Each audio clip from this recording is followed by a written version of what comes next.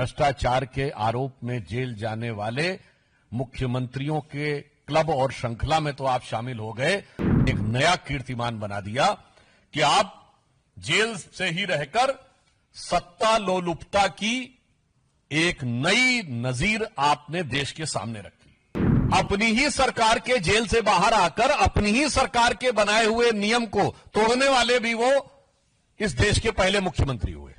दिल्ली सरकार ने आतिशबाजी पर प्रतिबंध का निर्णय लिया और दिल्ली का मुख्यमंत्री दिल्ली की जेल से निकलकर दिल्ली सरकार के नियम को ध्वस्त करे, ये एक नई राजनीति थी। तो जेल में रह के तो आपने इस्तीफे की बात की नहीं, बाहर आके इस्तीफा देने की बात क्यों हो रही है?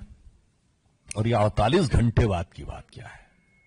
देश और दिल्ली की जनता जानना चाहती है 48 घंटे का राज क्या है, ये 48 घंटे में क्या क्या सेटल करना है। भ्रष्टाचार के आरोप में जेल जाने वाले मुख्यमंत्रियों के क्लब और श्रृंखला में तो आप शामिल हो गए, मगर उसमें भी आपने एक नया कीर्तिमान बना दिया कि आप जेल से ही रहकर सत्ता लोलुपता की एक नई नजीर आपने देश के सामने रखी।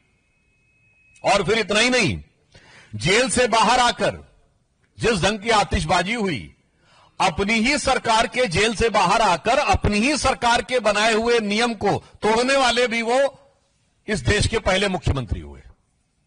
दिल्ली सरकार ने आतिशबाजी पर प्रतिबंध का निर्णय लिया और दिल्ली का मुख्यमंत्री दिल्ली की जेल से निकलकर दिल्ली सरकार के नियम को ध्वस्त करे, ये एक नई राजनीति थी। और उसके बाद उनकी नई राजनीति कहीं कहीं पर बहुत विडंबनापूर्ण और दुखद भी लगती है। शराब घोटाले में जब इन पे आरोप लगा था तो दिल्ली में दारू का दरिया बहाने वाले लोग महात्मा गांधी की समाधि के ऊपर जाकर शपथ लेने का ढोंग कर रहे थे, जबकि महात्मा गांधी का जो जन्मदिन है 2 अक्टूबर पूरे देश में ड्राई डे होता है। इससे बड़ा मजाक क्या हो सकता है भारत की राजनीति में कि शराब घोटाले के आरोपी गांधी की समाधि पर, और आज भगत सिंह जी से तुलना कर रहे हैं। आपको याद हो पहले भी जब इन लोगों ने भगत सिंह जी की फोटो लगाई थी तो भगत सिंह जी के परिवार की तरफ से भी आपत्ति आई थी। और मुझे लगता है कि शहीद आजम भगत सिंह जैसे लोगों की और जिन लोगों ने देश के लिए बलिदान दिया, उनकी आत्मा जहां भी होगी स्वर्ग में उन्हें बहुत कष्ट हो रहा होगा। ये वही देश है जिसके लिए राणा प्रताप ने घास की रोटी खाई, जिसके लिए रण में कूदी रानी लक्ष्मीबाई, जिसके लिए भगत सिंह ने फांसी गले लगाई, इसलिए कि एक भ्रष्टाचार का आरोपी गुनहगार आज उनके नाम का उपयोग करे।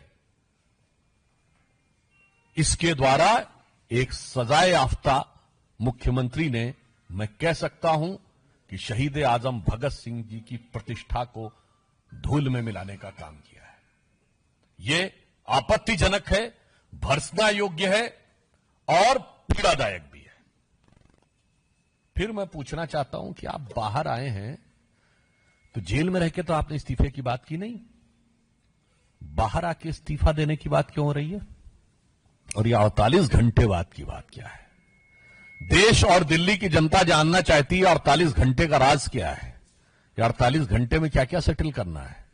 क्योंकि आप देश के पहले मुख्यमंत्री बने हैं जो सर्वोच्च न्यायालय के द्वारा प्रतिबंधित है कि आप कार्यालय नहीं जा सकते, कोई फाइल नहीं साइन कर सकते, जिस मुद्दे में आप आरोपी हैं उस पर बयान नहीं दे सकते। भारत के इतिहास में कोई ऐसा उदाहरण नहीं होगा कि मुख्यमंत्री के ऊपर यह प्रतिबंध हो, उसके बाद भी 48 घंटे किस चीज के लिए चाहिए? सरकारी काम तो कर नहीं सकते?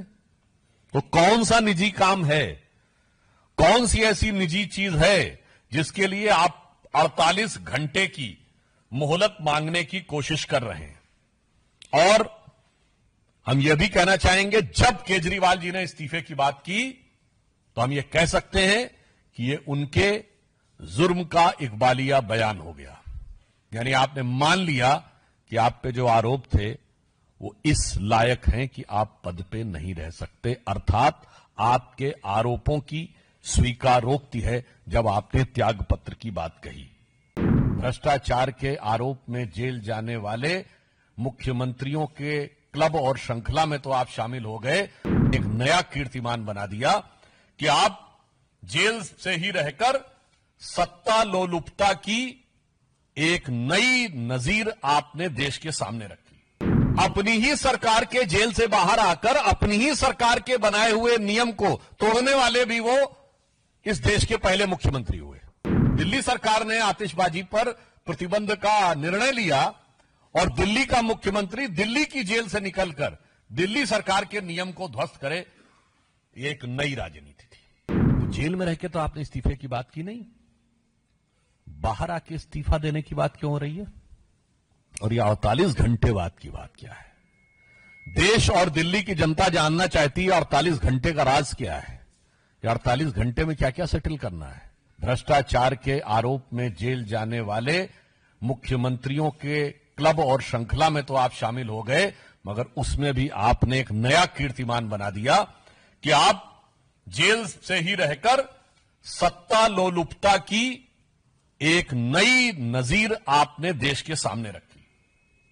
और फिर इतना ही नहीं, जेल से बाहर आकर जिस ढंग की आतिशबाजी हुई, अपनी ही सरकार के जेल से बाहर आकर अपनी ही सरकार के बनाए हुए नियम को तोड़ने वाले भी वो इस देश के पहले मुख्यमंत्री हुए।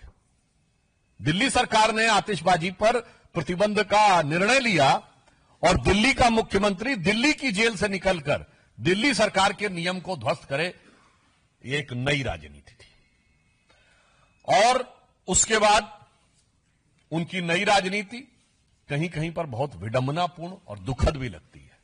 शराब घोटाले में जब इन पे आरोप लगा था तो दिल्ली में दारू का दरिया बहाने वाले लोग महात्मा गांधी की समाधि के ऊपर जाकर शपथ लेने का ढोंग कर रहे थे, जबकि महात्मा गांधी का जो जन्मदिन है 2 अक्टूबर पूरे देश में ड्राई डे होता है। इससे बड़ा मजाक क्या हो सकता है भारत की राजनीति में कि शराब घोटाले के आरोपी गांधी की समाधि पर, और आज भगत सिंह जी से तुलना कर रहे हैं। आपको याद हो पहले भी जब इन लोगों ने भगत सिंह जी की फोटो लगाई थी तो भगत सिंह जी के परिवार की तरफ से भी आपत्ति आई थी। और मुझे लगता है कि शहीद आजम भगत सिंह जैसे लोगों की और जिन लोगों ने देश के लिए बलिदान दिया, उनकी आत्मा जहां भी होगी स्वर्ग में उन्हें बहुत कष्ट हो रहा होगा। ये वही देश है जिसके लिए राणा प्रताप ने घास की रोटी खाई, जिसके लिए रण में कूदी रानी लक्ष्मीबाई, जिसके लिए भगत सिंह ने फांसी गले लगाई, इसलिए कि एक भ्रष्टाचार का आरोपी गुनहगार आज उनके नाम का उपयोग करे। इसके द्वारा एक सजाए याफ्ता मुख्यमंत्री ने, मैं कह सकता हूं कि शहीद आजम भगत सिंह जी की प्रतिष्ठा को धूल में मिलाने का काम किया है। यह आपत्तिजनक है, भर्त्सना योग्य है और पीड़ादायक भी है। फिर मैं पूछना चाहता हूं कि आप बाहर आए हैं तो जेल में रह के तो आपने इस्तीफे की बात की नहीं, बाहर आके इस्तीफा देने की बात क्यों हो रही है? और ये 48 घंटे बाद की बात क्या है? देश और दिल्ली की जनता जानना चाहती है 48 घंटे का राज क्या है? ये 48 घंटे में क्या क्या सेटल करना है?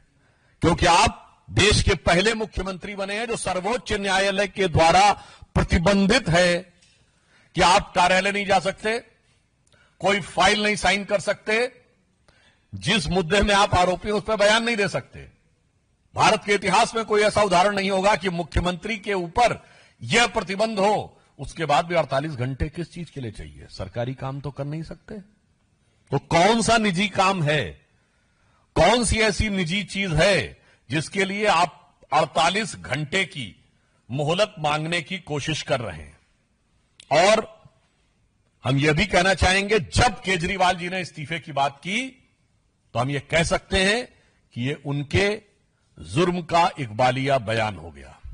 यानी आपने मान लिया कि आप पे जो आरोप थे वो इस लायक हैं कि आप पद पे नहीं रह सकते, अर्थात आपके आरोपों की स्वीकारोक्ति है जब आपने त्याग पत्र की बात कही।